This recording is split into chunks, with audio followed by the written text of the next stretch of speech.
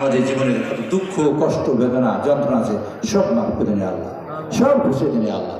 আল্লাহ আমরা যেন ভোটকেন্দ্র যাইতে পারি, মিথ্যে পরিস্থিতি না হয় এবং সবাই ঐক্যবদ্ধভাবে, যাদের রোগ আছে, রাগ আছে, ক্ষোভ আছে, দুঃখ আছে, সবাই আমরা ভুলে যাবো, ভুলে গিয়ে আমরা ধান শিখে দেবো। আল্লাহ 1825 দিন 5টা বছর আমরা ভালো থাকতে চাই।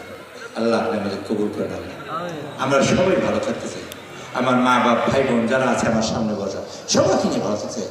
আর রানা বলছে আমার সন্তানের মতো দেখবে, আমি সন্তানের মতো দেখি। আমার কইতের মধ্যে মুখে ব্যথায় ভরা। আমি জানি আমার সন্তানরা কি কি কষ্ট ভোগ করে। বুড়ো মানুষ কিন্তু আমার সন্তানের মতো কেন আমি জানি, তারা জানে না। জানে না বলেই তো আমি তার পাশে আছি।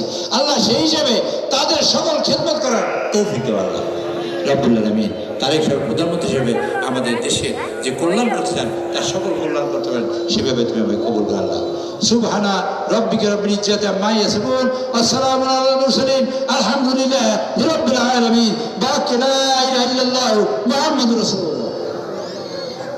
ইনশাআল্লাহ আগামী 7 তারিখে বান্দায় আমার সর্বশেষ অনুষ্ঠান